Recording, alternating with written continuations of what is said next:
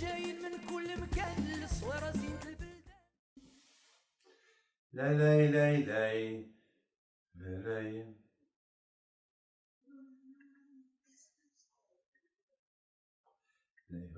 ליהודים הייתה אורה ושמחה וששון בקר.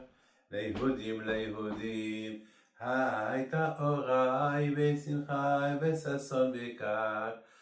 אוי ליהודים הייתה אורה ושמחה וששון בקר. La paracha de cette semaine, c'est la paracha de Teroma, la paracha de la construction du Mishkan. Cette paracha-là, elle est écrite dans la Torah en détail. Déjà, je me suis posé une fois une question. Il y a beaucoup de mitzvot dans la Torah. Il y a beaucoup de mitzvot dans la Torah. Que la Torah, elle parle au résumé sur ces mitzvot-là. Par exemple, un homme marié, il ne faut pas qu'il touche une femme nida. C'est tout. Mais il y a des milliers de halachot sur nida, et la Torah ne parle pas de ça. Sur Shabbat, la Torah, elle parle quelques mitzvot de Shabbat, alors qu'il y a des milliers de mitzvot de Shabbat. Vous savez quoi la Torah, on compare la Torah? On compare la Torah à un arbre qui a des branches et qui a des racines et qui a des feuilles. La mitzvah, c'est l'arbre. Et de cette mitzvah, ils vont sortir des racines, des branches et des fleurs. Et du fruit. Ça veut dire que parfois tu vois une mitzvah, mais sur ces mitzvahs-là, il y a des milliers de mitzvot qui sont, on les apprend d'une seule mitzvah.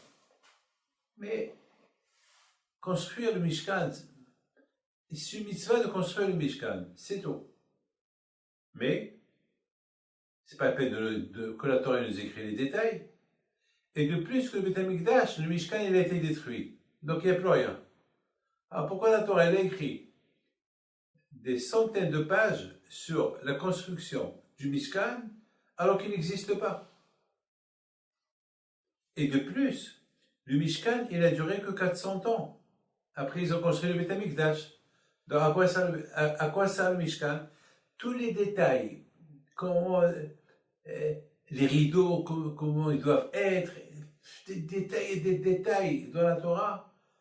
Et total, ce Mishkan-là, après 400 ans, ils l'ont enterré, parce que 400 ans plus tard, Shlomo Amelech, il a construit le Beth Amikdash. Voilà. Donc, est-ce que la Torah, elle a rien à faire? Est-ce que la Torah, elle a rien à faire de remplir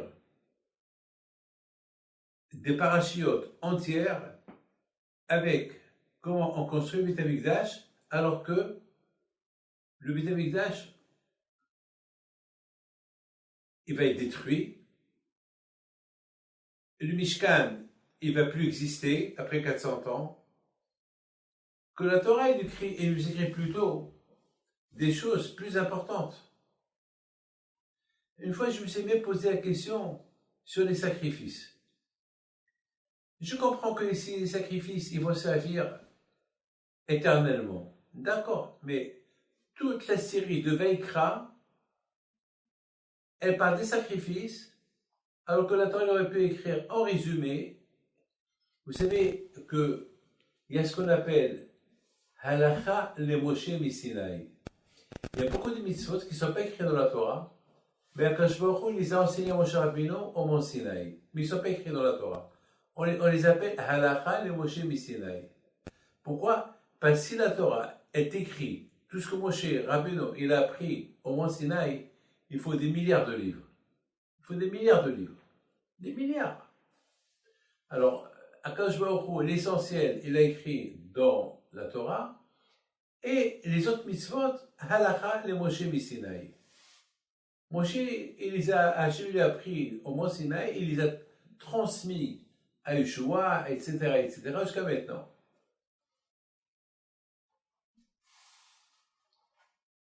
Alors maintenant, la question elle est, pourquoi la Torah elle écrit en détail comment le Mishkan a été construit.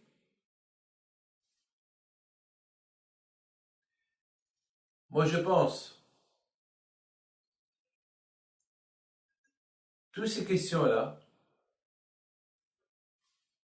on va les résumer en un seul pasuk. Et un pasuk qui dit Ve'asu li Mishkan ve'shachanti betocham. C'est tout. Hachem, il veut qu'on lui construise un sanctuaire et Hachem, il va résider en nous. Alors, la question, elle se pose. La Torah, elle aurait dû dire, faites-moi un sanctuaire pour que je réside dans le sanctuaire. C'est comme si je te fais-moi un costume et mets-le toi. Fais-moi un costume et tu le portes. Ve'asul mishkan ve'shachati. Hachem dit, faites-moi un sanctuaire pour que je réside dans mon sanctuaire. Non, faites-moi un sanctuaire et je résiderai en vous. C'est bizarre. De là, on apprend. Rabbi nous apprennent que Hachem, finalement, c'est pas le sanctuaire qu'il cherche. Il nous cherche à nous. Il veut résider en nous. C'est nous qu'on l'intéresse. Hachem dit, vous allez me construire un sanctuaire et vous allez prendre exemple de ce sanctuaire-là. C'est comme par exemple, on dit que le père, il est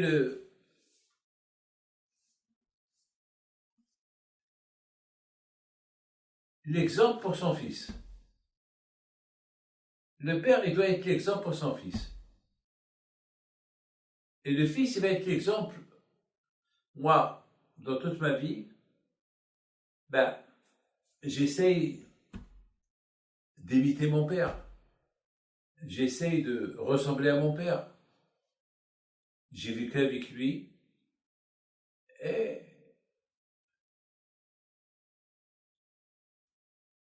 la Torah, elle a beaucoup écrit sur le sanctuaire. Parce que le sanctuaire, c'est l'homme. Et l'homme, il n'a pas de faim. Vous savez, si Hachem il dit à l'homme, je veux que tu sois le bétail, parce que Hachem, comme je viens de vous dire, il veut résider dans l'homme. Alors, je me suis posé une question. Comment l'homme il peut résister? Comment l'homme il peut résister pour que son corps, il accepte que Hachem il réside en lui? C'est impossible. Hachem il dit au peuple d'Israël, il faut me ressembler. C'est dur. Hachamim ils disent, il faut ressembler à Hachem, comme que Hachem il est miséricorde, nous aussi on doit être miséricorde. Mais quand même, est-ce que nous, on est limité dans notre miséricorde? On ne peut pas être très miséricorde comme le bon Dieu. C'est impossible. C'est impossible. Je peux pas être, je suis limité. Je peux avoir de la peine pour quelqu'un, mais je peux pas. Hachem, c'est illimité. Illimité Hachem. Moi, je suis limité. Alors, comment on peut expliquer que Hachem va résider en moi? La réponse, elle est oui. Chaque juif, je voudrais vous dire une chose. Avant qu'Akadosh Baruch Hu a créé le monde, il a décidé de créer l'homme. Ça veut dire que la création de l'homme, elle est venue avant la création du monde. Ce n'est pas dernière minute. Vous savez que lorsque Hachem a créé le monde, il l'a créé avec sa bouche. Ba'asara ma'amarot nibra ha'olam. 10 fois il a dit je veux et ce fut. Je veux et ce fut. Tout ce qu'il a créé Hachem, c'était pour un but. Pour la Torah. Pour que l'homme puisse étudier la Torah et faire les mitzvot. Sinon, Est-ce qu'Hachem n'a rien à faire? Je voudrais simplement vous dire une chose, et vous allez me comprendre. Je vous parle à vous autant que juif. Ouais, je vous parle à vous autant que juif. Et réfléchissez un peu. Et vous allez voir si j'ai raison ou pas. À chaque chose, il a un but. Un but. C'est par exemple, je vais à un match de football. Pourquoi? Ben, il y a un but. Je veux que mon équipe, elle gagne, elle réussit. Ouais, je vais là-bas pour supporter mon équipe pour qu'elle réussisse. J'achète une voiture, c'est pour un but. Pour ne pas prendre des bus, pour arriver plus vite. Pour ne pas dépendre au taxi ou au bus. J'ai ma voiture, je peux aller là où je veux. Je me marie, avec un but, c'est fonder une famille. Il n'y a pas... Mais c'est quoi le but du but? C'est être manger, se marier, dormir, faire de l'argent et tout. Non. Et alors, et après, ben après, l'homme il meurt. Et alors tout ça, c'est pour mourir. Est-ce que on est venu dans ce monde que pour manger, souffrir, c'est ça, c'est ça le but? C'est pas ça le but, il y a un but. Alors c'est la raison pourquoi quand je crois lorsqu'elle a créé le monde, écoute bien ça. C'est pour ça que lorsqu'Hachem il a créé le monde, il a créé le monde avec la Torah, avec des lois. Pour que tu saches, il y a un but. C'est pas être manger, dormir et se promener, prendre des vacances, aller skier là, pas, non. C'est bien, oui, c'est vrai. Tu peux en profiter de la vie. Tu peux acheter une belle voiture. Tu peux faire un grand mariage si tu veux. Tu peux acheter une belle maison. Tu peux prendre des bonnes vacances. Mais tout ça, c'est secondaire par rapport au but. Le but, c'est la Torah. Il y a un homme, malheureusement, il trompe sa femme. Et ça fait presque 4 ans qu'il la trompe et elle ne le savait pas. Elle ne savait pas. Un jour, il s'est passé quelque chose. Il a eu une urgence. Il a laissé son téléphone à la maison. Waouh, waouh, waouh, waouh. Il a 2 téléphones. Il a cru qu'il avait un dans sa poche. Alors, il a laissé le téléphone secret. Et il sonne une fois, 2 fois. Sa femme ne répond pas. Et après, sa femme, elle a dit, bon, je réponds. Elle répond. Elle entend une femme qui dit, alors où tu es? Où tu es, chaton? Elle a prononcé son nom. Encore tu es avec ta femme? Elle était choquée, la femme. Elle lui dit, c'est qui? Vous êtes qui? Ben, je suis la femme de tel et tel. Ah bon? Alors moi, je suis sa maîtresse.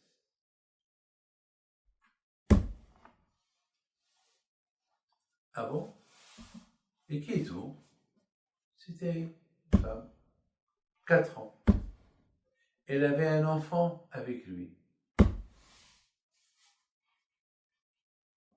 Bien sûr, vous comprenez la guerre qu'il y a eu? Vous comprenez la guerre qu'il y a eu? Et vous voulez rien savoir. Et vous voulez divorcer. Je la comprends, la pauvre. Je la comprends. Alors, j'ai essayé par tous les moyens pour leur faire la paix. Parce qu'il a regretté entre-temps. Il a compris que il a mal fait. Et puis, une seule phrase, je lui ai dit. Ah, maintenant, ta femme, elle veut pas de toi. Ta, soi-disant, ta maîtresse avec qui tu trompes ta femme, elle aussi, elle veut pas de toi. Parce qu'elle a vu que tu tiens ta femme. Ah, maintenant, c'est quoi ton but? C'est quoi ton but? Elle m'a dit oui. J'ai tout perdu. J'ai travaillé pour rien. Alors que je suis croyant. alors que j'avais tout de quoi être heureux. J'ai tout perdu. Tout perdu. Alors j'ai vu que Béhémet, c'est là qu'il s'est rendu compte du mal qu'il a fait et que vraiment, maintenant, s'il retourne avec sa femme, ça va être avec un but. Alors j'ai tout fait pour les remettre ensemble. Et Baruch Hashem, ils sont en paix.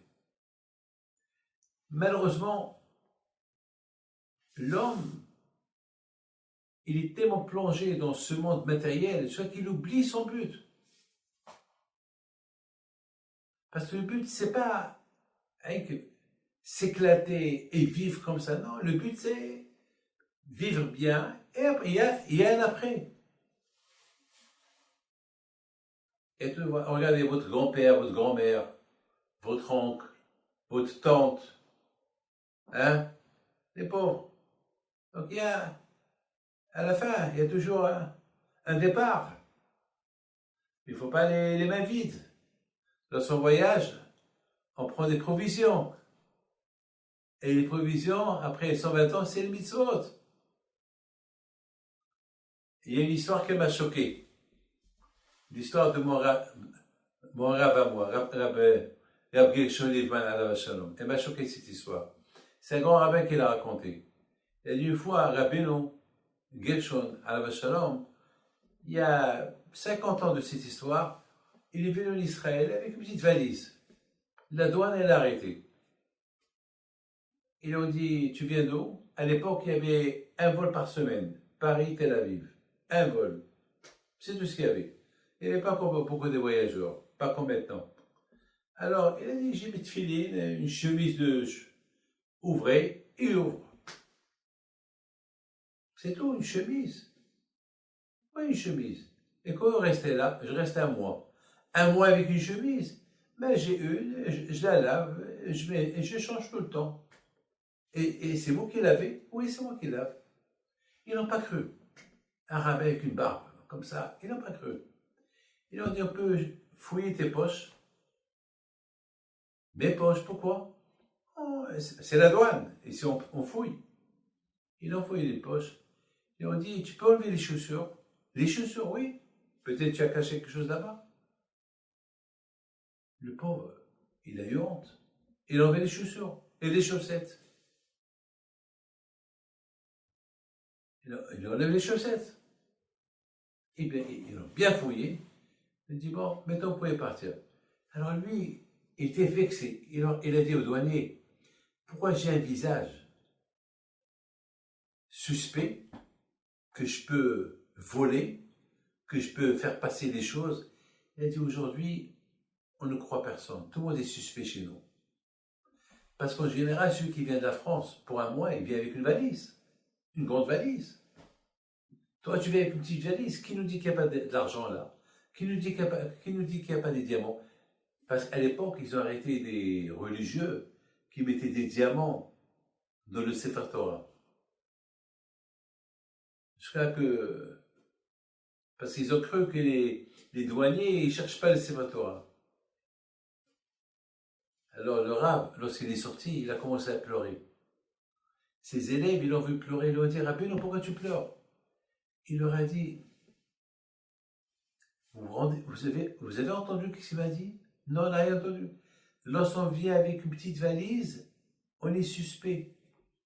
Mais lorsqu'on vient avec une grande valise, on n'est pas suspect. Après 120 ans, lorsque j'arrive dans l'autre monde avec un peu des mitzvot, et ils vont me mettre de côté. Pourquoi tu as avec une petite valise? Où sont toutes les mitzvot? Ils ne vont pas m'arrêter là-haut lorsque j'ai beaucoup de valises, des mitzvot que j'ai fait. Donc ça veut dire que ce monde-là, il a un but. Mais malheureusement, l'Israël est tellement fort, il te cache le but. Il te cache le but.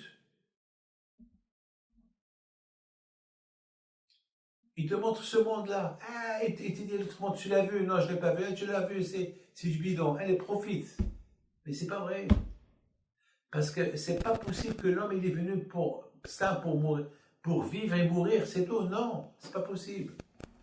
C'est la raison pourquoi Akadosh Baruch Hu, lorsqu'il a créé le monde, il a créé le monde avec la Torah.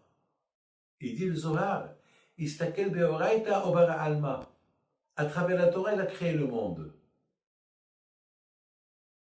À travers la Torah, il a créé le monde. Comme ça, là où tu es au Rinci, tu peux étudier la Torah. Tu es au Maroc, tu peux étudier la Torah. Tu es en Algérie, tu peux étudier la Torah. Tu es en France, tu peux étudier. Là où tu es, aujourd'hui, il y a les Juifs en Australie. L'Australie, c'est un pays qui a été découvert il y a à peu près 150 ans, 200 ans, c'est tout. Hein. Il n'y avait pas un homme qui habite en Australie, il y a 300 ans. Il n'y avait que des animaux, c'est tout. Même là-bas, Akadosh Baruch Hu l'a créé avec la Torah. En Guadeloupe, l'île de la Réunion, Alaska, il y a une synagogue à Alaska, partout il y a. Là où Hachem, il sait, ils vont avoir des Juifs, il y a la Torah là-bas.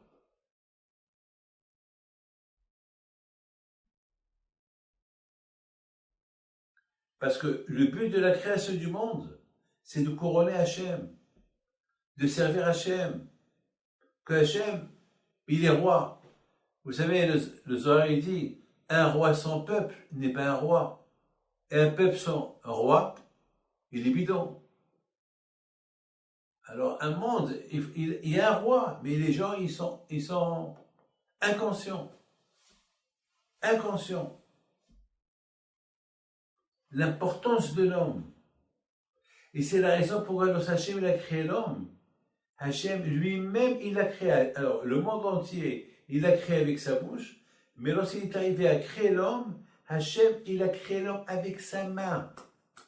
Après, il a soufflé dans sa bouche, une partie de lui dans la bouche de l'homme. Elle s'appelle comment? La Neshama. La Neshama, c'est l'âme. Et toi, tu comprends très bien qu'on peut être la maison de Dieu. On peut être un sanctuaire pour le bon Dieu. Pourquoi? Parce qu'il y a la Neshama en nous. Et cette Neshama qui est en nous, elle fait partie de nous. Elle fait partie de Dieu. Donc, nous et Akadosh Baruch Hu et la Torah, on forme une seule personne. Oraita, Am Israël, Kusha Berechu Had. Tout un ensemble. On est un bouquet, ensemble. Comment vous pouvez être le sanctuaire d'Hachem? Oui. Parce qu'il y a la Neshama en vous. Et en plus, le bon Dieu vous a créé avec du sable. Et ce sable-là, Hachem l'a créé avec la Torah. Donc ça veut dire que tu as et Akadosh Baruch Hu, vous savez comment on l'appelle l'homme? On l'appelle Hatsi mina Elyonim et Hatsi mina Tahtonim. La moitié, c'est spirituel, ça vient de là-haut, et la moitié, ça vient d'en bas, parce qu'on a été créé de la terre. Et sur ça, on dit que Yaakov Avinu, ses pieds étaient par terre et sa tête était au ciel. Les tzadikim, comme Hachem tous les tzadikim, c'est comme ça. Donc, mon fils, c'est la raison pourquoi la Torah, elle a étalé beaucoup pour la construction du Mishkan. Parce que la Torah, elle compare le Mishkan à l'homme. Le Kodesh HaKodashim, c'est le cœur, c'est le cerveau.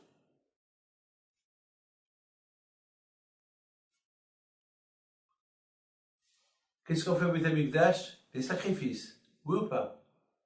Oui ou pas? Eh bien, très bien. L'homme, il se sacrifie pour Hachem. Le Mishkan, c'est pour ça que la Torah, elle écrit en détail le Beth Amikdash, comment il était.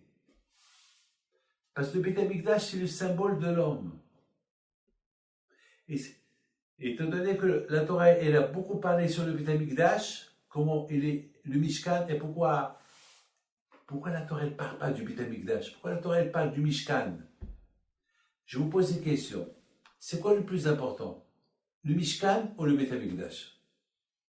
La tente ou le Beth Amikdash qui était à Yerushalayim? C'est quoi le plus important? Le plus important, je crois que c'était le Beth Amikdash. Mais dans le Beth Amikdash, tu avais aussi le Mishkan. Oui, alors pourquoi la Torah elle ne parle pas comment le Beth Amikdash a été construit par Shlomo HaMelech? Pourquoi la Torah nous parle du Mishkan? Le Mishkan, c'est provisoire, le Mishkan. Le contraire, la Torah, elle devait parler, et lorsque vous rentrez en Israël, voilà ce que vous allez construire. Et pour le moment, vous allez faire un Mishkan. La Torah, elle aurait dû dire que lorsque vous rentrez en Israël, vous allez construire le Beth Amikdash qui est le plus important. Mais entre-temps, jusqu'à que vous rentrez en Israël et vous allez construire le Beth Amikdash, on a fait du Mishkan. C'est pas la peine de le détailler. Pas la peine de dire, il était comme ça, et un demi-mètre là, un quart de mètre là, et 48 poteaux. C'est quoi tout ça? C'est quoi? Et les brihim, et les comment ça s'appelle, et le fer. C'est quoi? C'est quoi tout ça? Je sais pas si vous avez un livre en français avec des dessins, comment le Mishkan a été construit. Vous posez la question, mais pourquoi tout ça? Pourquoi la Torah doit nous écrire tout ça? Vous savez pourquoi? Parce que la Torah, elle parle de l'homme. Le Mishkan, il représente l'homme. Et le Mishkan, c'est une tente. Une tente qu'on transportait d'un endroit à l'autre. C'est comme l'homme qui doit d'un endroit à un autre. C'est-à-dire, un jour tu es là, tu es Mishkan d'Hachem. Un jour tu es là-bas, tu es le Mishkan d'Hachem. Là où tu es le Mishkan d'Hachem. Et là où tu es, il faut servir à Kadosh Baruch Hu avec sacrifice. Et c'est la raison pourquoi la Torah elle parle. Par exemple, je vous raconte une belle histoire. Par exemple, la Torah elle te dit que sur le Mishkan, sur l'arche de l'Alliance, il y avait là-bas 2 kérovim. Des chérubins, c'est ça? Hein? C'est ça? Oui, c'est ça. 2 kérovim. Alors la Gemara elle pose une question. Ces kérovim, ils ressemblaient à quoi? Et la Gemara elle dit, ils ressemblaient à 2 enfants. Les enfants. Alors, il y a Rabbi Mordechai Eliyahu alav shalom, il dit, et pourquoi ça ressemblait à 2 enfants? Pourquoi ça ne ressemble pas à 2 hommes? Pourquoi des enfants? Et il répond que le message des chérubins, c'est que depuis que l'enfant il est enfant, il faut l'attacher avec la Torah. Depuis qu'il est enfant, il faut l'éduquer avec la Torah. C'est beau, hein? Beaucoup des fois, malheureusement, les parents, ils vont à la synagogue, ils ne prennent pas les enfants. Ils ne s'occupent pas des enfants. Ils vont au travail, ils ne s'occupent pas. Les enfants, ils vont grandir un jour, sans éducation, sans rien du tout, sans religion, sans rien du tout. Tant que l'enfant, il est dans ta position, c'est un chérubin.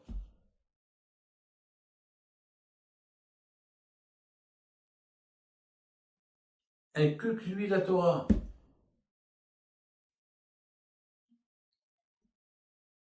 Par exemple, lorsqu'on parle du Mishkan, il y a quelque chose de magnifique que j'ai expliqué une fois. Il y a quelque chose de très très beau. C'est écrit que lorsque Moshe Rabbeinu il a terminé la construction du Mishkan, alors Akadosh Baruch Hu dit à Moshe Rabbeinu, toi seul tu vas le faire monter. Et le Mishkan, il pesait des tonnes, et des tonnes, des tonnes. Vous savez, c'est très lourd, des tonnes. Il faut, je sais pas, il faut des grues pour lever. Il faut au moins 200 personnes à transporter, pour construire la tente. Il faut il faut de l'être, il faut de l'aide. Et rien que le rideau, il pesait 500 kilos ou 1000 kilos. Moshe Rabbeinu, il avait 80 ans, 81, 82 ans. C'est pas possible. C'est pas possible. Et la Gemara, elle dit que pendant 7 jours, le matin, Moshe Rabbeinu, il construit le Mishkan, parce que le Mishkan, il était en pièces détachées, hein. Des vis, il faut le marteau, il y avait tout. Il y avait les vis en fer, en bois, pas en fer. Il n'y avait pas de fer dans le Beth Amikdash. Il n'y avait que de l'or et du cuivre, et rien du tout. Et voilà, Moshe Rabbeinu a dit à Hachem, comment je vais faire? C'est impossible. Comment je vais lever 48 poteaux? Chaque poteau, ça pesait des centaines de kilos. Je mets un poteau comme ça, et entre-temps que je mets un autre, l'autre il va tomber. Comment je vais faire? Il a dit, t'inquiète pas. Toi que tu touches, il va se lever tout seul. Ce que tu touches, il va aller tout seul. Imaginez-vous, Moshe Rabbeinu, il touche le grand rideau qui pèse 1 tonne. Dès qu'il le touche, le rideau se lève, tu étais tout seul. C'est-à-dire tout s'est fait tout seul. Alors moi, je me suis posé la question. Mais pourquoi Hachem, il n'a pas laissé Moshe Rabbeinu avoir de l'aide? Tous les Juifs, ils auraient été contents de le construire. Et pendant 7 jours, c'est que le 8e jour que la Shekhina, le Réol, est descendu sur le Mishkan. Mais pendant 7 jours, le matin, Moshe le construit. Lorsque le soir, la Shekhina n'est pas descendue, alors qu'est-ce qu'il faisait? Comment on dit? Il est démonté. Voilà, il le démontait. Comme Moshe Rabbeinu, il demande l'aide. Hachem, il a dit non. Pourquoi? Pourquoi Hachem a dit non? Mais pourquoi tu veux faire construire le tabernacle avec des miracles? Attends, les Juifs, ils seraient heureux et contents d'aider Moshe Rabbeinu dans leur petit travail. Vous savez, lorsque vous faites la bar mitzvah à votre fils, si Dieu veut un jour, vous allez inviter des invités, chacun va lui mettre, il va tourner les filets dans ses mains. Que chaque Juif, il touche un peu.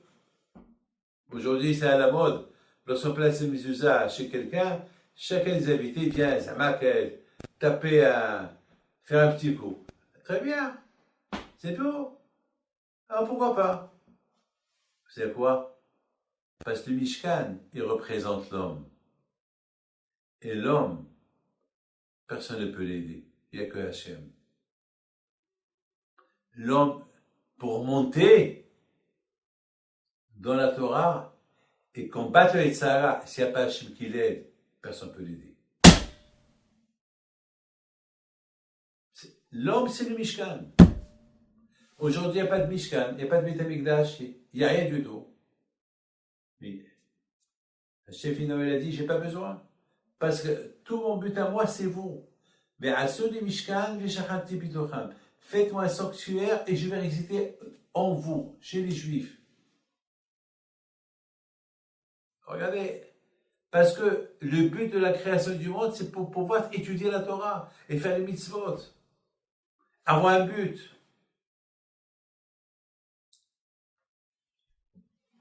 C'est ça le message du Mishkan. Hachem, il a dit à Moshe, je veux que les Juifs y voient que pour qu'ils se construisent sans la Torah et mon aide, ils ne pourront jamais réussir.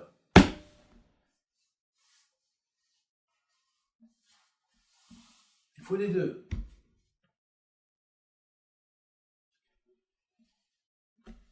Avec quoi on fait les tefilines? Avec quoi on fabrique le Sefer Torah? Avec la peau de l'animal. Ou pas? Vous vous rendez compte? La peau de l'animal. Vous savez, à l'époque, avec quoi ils rendaient lisse la peau?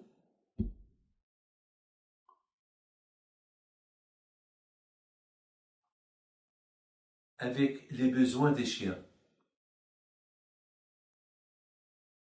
Ouais, c'est le rendait lisse. Vous vous rendez compte? Avec un Sefer Torah qui est pur, cachère, avec quoi il est fabriqué? Avec le cuir d'un animal. Ça veut dire que d'un animal, tu peux devenir un Sefer Torah.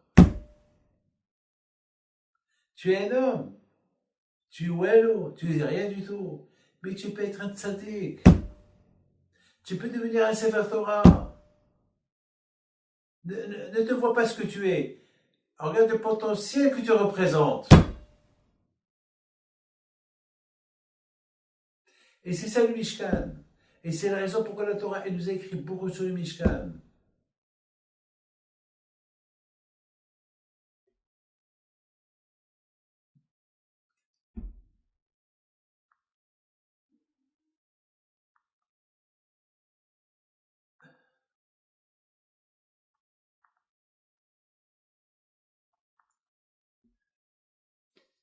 Il faut savoir que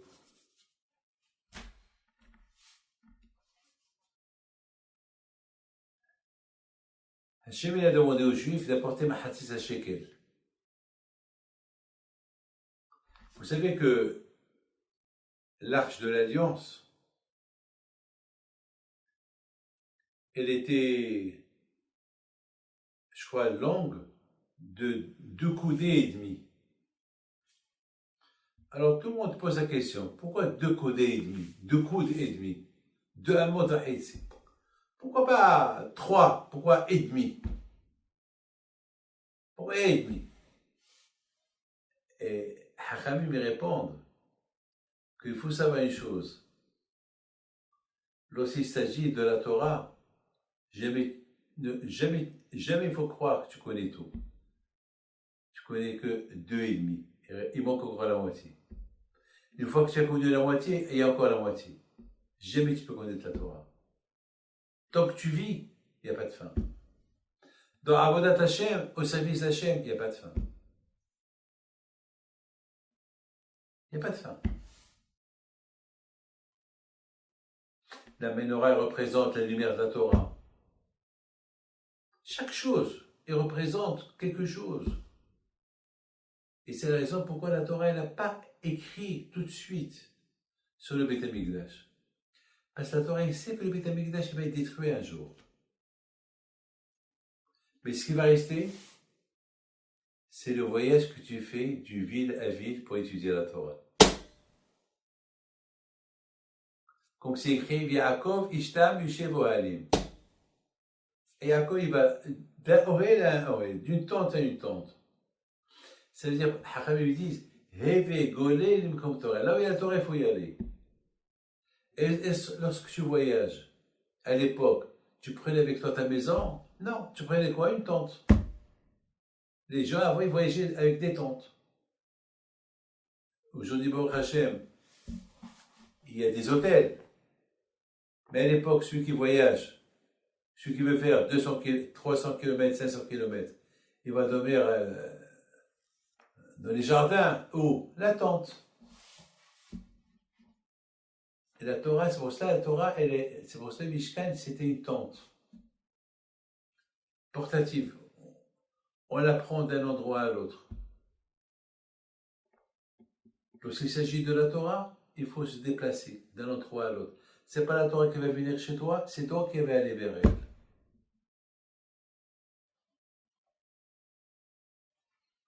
Et je vais terminer, on va raconter une belle histoire, très belle histoire. Avant de terminer avec l'histoire, vous savez qu'à l'époque, au Beit HaMikdash, il y avait Mahatzit HaShekel. Et c'est quoi Mahatzit HaShekel? C'est les frais généraux. Vous savez que le Mishkan, il a des frais généraux. Et qui va les payer? Qui? Moi? Non. Alors, tous les juifs, ils apportaient un demi-shekel. Alors, Bléna, tous les juifs, ils apportent un demi-shekel, un demi-shekel, le riche, demi. Avec ça, on faisait sacrifice avec ça, on payait les frais généraux.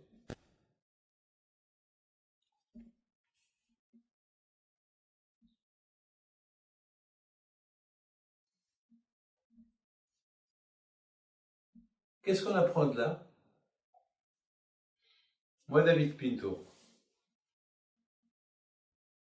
Qui va payer pour moi les frais généraux? Moi, je suis le Mishkan. Jusqu'à maintenant, je veux dire que l'homme, c'est le Mishkan. Le Mishkan portatif, le Mishkan qui va d'un endroit à l'autre. Maintenant,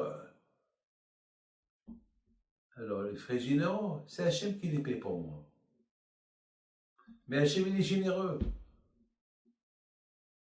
Alors, je suis le service d'Hachem. Ah ben, quand je vais il m'envoie des gens qui vont m'aider. Quand je il va m'aider. Voilà, Blaina, tous ces chiots que vous voyez derrière moi. Ouais, mais en plein Covid. Je voyage nulle part. Voilà, c'est là que vous voyez ici. Je suis en pleine construction à Ashdod. Je suis déjà arrivé à la moitié avec les deux dieux. Et pendant le Covid, et tous ces chivotes, je les fais vivre. Et je ne voyage pas. Pourquoi? C'est pas à moi, c'est à Hachem. J'ai un deal avec le bon Dieu. Je dis à Hachem, ça c'est tes maisons. C'est à toi de les faire vivre. Tu me donnes l'argent, je les fais vivre. Tu ne me donnes pas l'argent, tu es perdant. Je les ferme, et c'est toi qui perds dans l'affaire.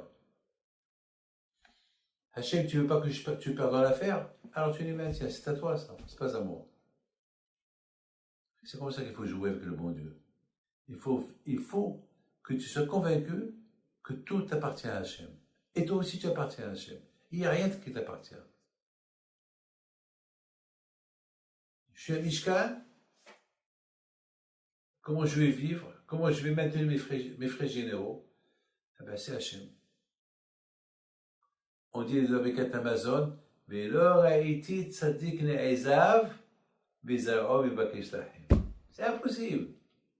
Impossible que le tzaddik, qu'il est Mishkan d'Hachem, qui va faire le mendiant pour le pain. Jamais, ça n'existe pas. Tout à l'heure, j'ai dit à mon fils, Raphaël, je parlais avec lui tout à l'heure, j'ai dit, Baruch Hashem, il faut avoir le bitachon dans Akadosh Baruch Hu, parce qu'il a dit, il se plaignait à sa mère.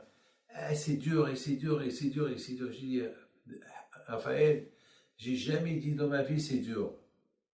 Pourquoi? Parce que tout ce que j'ai, ça appartient à Hachem. C'est Hachem qui doit dire que c'est dur, pas moi. Parce que c'est à lui.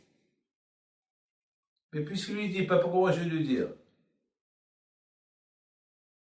Alors maintenant, je te raconte une histoire et on arrête. Il y avait un tzaddik.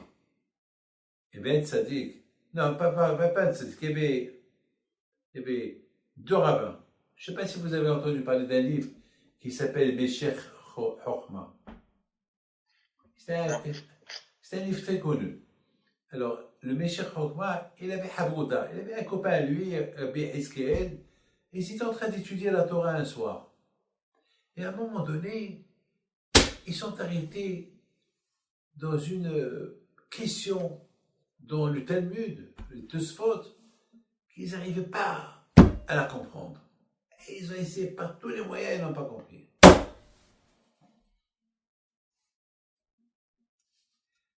Le Meshech Chochma, il dit à Hizkiel, on va prier à Hachem pour qu'il nous donne l'amour de la Torah.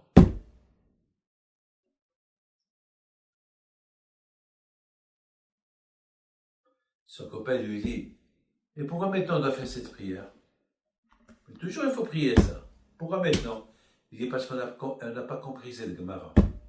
Le fait qu'on n'a pas compris, c'est qu'on l'aime pas. Parce qu'a priori, la Torah et nous, on devait être un seul bloc. Il lui dit, tu sais, si un bébé il pleure, c'est parce qu'il réclame sa mère. Et si sa mère n'est pas à côté de lui, et les voisins ils viennent pour le faire taire, est-ce qu'il va se taire? Non, parce qu'il veut sa mère. Et voilà, sa mère, elle vient, dès qu'il voit sa mère, il arrête de pleurer. Quelle est la différence? Pourquoi les voisins n'ont pas réussi à le faire taire? Et il n'y a que la mère qui le fait taire. Parce que le bébé, il aime sa mère. Il sait que sa mère, elle aime. Il sent sa mère. C'est pour ça, il n'y a que sa mère qui peut le faire taire, pas les étrangers. Vous vous rappelez, vous, lorsque vous étiez jeune? Non, pas petit. Hein. Voilà, Pas un âge alors, précis. imaginez-vous, vous étiez jeune et, et, et si, par exemple, vous commencez à pleurer, vient un étranger chez vous, vous allez pleurer encore plus. Il n'y a que votre maman qui va vous faire taire. Alors, le Meshech Chochma, il dit à Hiski, il lui dit, si on n'a pas compris la Gemara, c'est parce qu'on n'aime pas assez. Parce que si on l'aimait, elle aussi, elle nous aime, on va la comprendre. Et si on n'a pas compris, il faut prier pour qu'on la comprenne. Parce que la Torah, c'est notre maman. Donc, nous, on n'est que des enfants. On appelle Ben Torah, le fils de la Torah. On n'est que des enfants. Si on veut que notre maman elle nous aime, il faut aussi qu'on l'aime. Même mon fils, c'est la raison pourquoi la Torah, pour le kavod de l'homme, elle a détaillé comment le Mishkan il a été construit. Parce que le Mishkan, il représente l'homme. Et la preuve, la preuve, Hachem dit, faites-moi un sanctuaire et je résiderai en vous. La Torah devait dire, faites-moi un sanctuaire et je résiderai en lui. En lui. Voilà, en lui. Mais la Torah dit en vous. Ça veut dire, vous et le sanctuaire, ça veut dire, Hachem dit, je veux que vous me faites un sanctuaire et le sanctuaire, il va être un symbole comment vous allez être. Mais l'écart, c'est vous, pas lui. Parce que lui, un jour, il va être détruit et vous allez rester. Donc finalement, tout ce que la Torah parle du sanctuaire, elle parle de nous. C'est par amour, comment Hachem, il nous aime. Alors, il nous détaille. Il nous détaille dans la Torah. Hachem, il ne peut pas parler à l'homme, je veux que tu sois comme ça, et ton cœur il est là, et comment faire ton cœur, comment il est là. Alors quand je lui ai dit, faites-moi ça, et vous soyez comme ça. Vous savez, il y a un juif, il travaillait beaucoup en Chine. Et une fois, il me dit, Rabbi David, je sais que vous faites des iloulotes, donnez-moi quelque chose qui coûte cher, ça fait 30 ans de ça. Et je vais vous apporter identique, peut-être même mieux de la Chine. Je vais t'apporter 1000 pièces. Je dis 1000 pièces, mais chaque pièce, ça me coûte $150 à l'époque. Mais comment je vais faire? Il dit, Rabbi David, moi je vais t'apporter à $2 la pièce. J'ai pas cru. Il m'a apporté 2 ou 3, il me les a montrés. Il me dit, Rabbi David, voilà, vous avez ici 3 pièces, les mêmes. Il y a celle de $150 qu'elle est là, et ceux de $2,5. Lesquels, où sont les vraies, où sont les fausses? Ben, j'ai pas trouvé.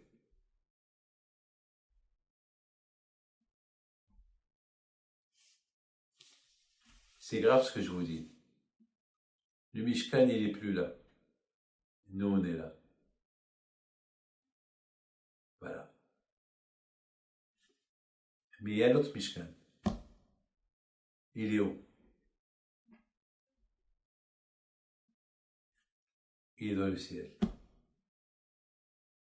Ce Mishkan-là, au moment où Moshe Rabbeinu a terminé la construction du Mishkan, Hachem il a dit au Malachim, faites un Mishkan identique comme celui-là. Et c'est écrit, elle est picoudée à Mishkan, Mishkan à Eidot. C'est-à-dire que Hachem il voulait qu'il y ait deux Mishkan. Celui qu'on construit là, il y a un en haut. Pourquoi? Pour que jamais on reste sans Mishkan. Que même lorsque ce Mishkan va être détruit, il y a celui de là-haut qui l'est construit.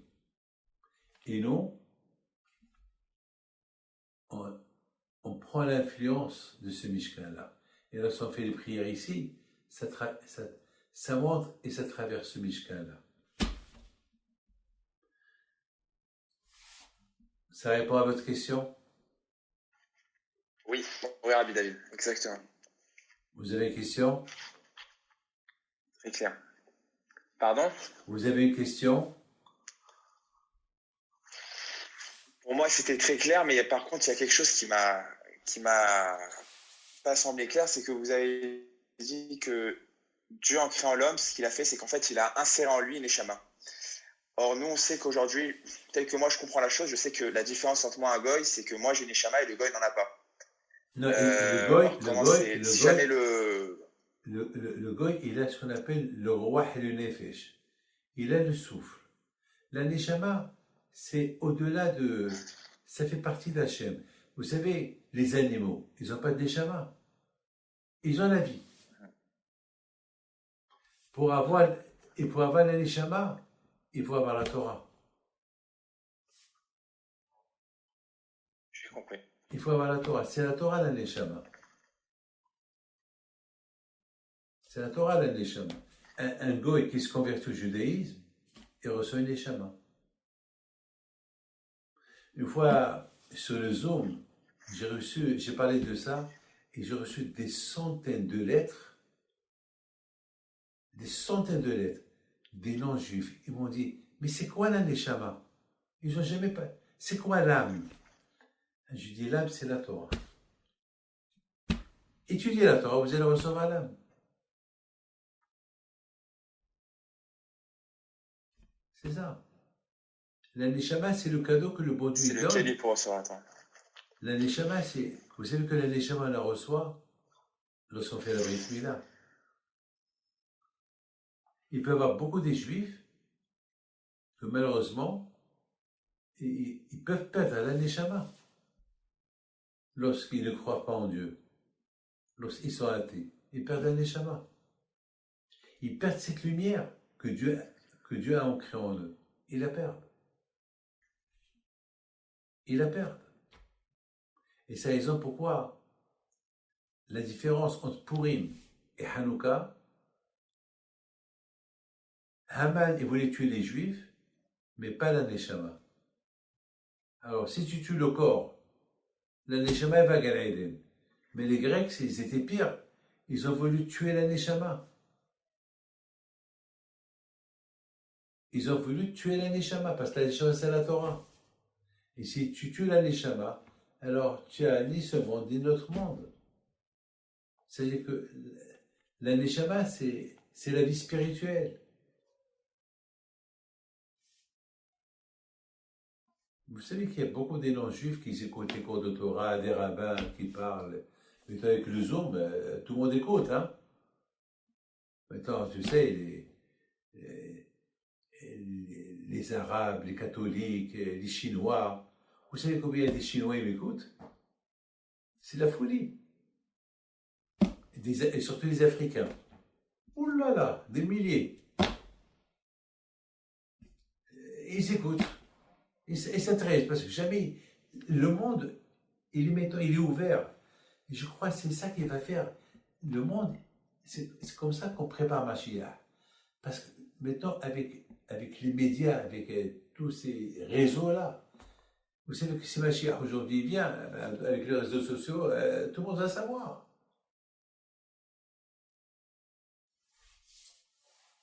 Je vous donne la parole d'honneur, c'est de la folie. Et je dois vous dire quelque chose ici. Les Arabes, ils croient beaucoup en Dieu. Et il y a beaucoup des catholiques qui deviennent islamistes. Parce qu'ils découvrent Dieu. Vous savez que le Rambam, il dit que l'islam,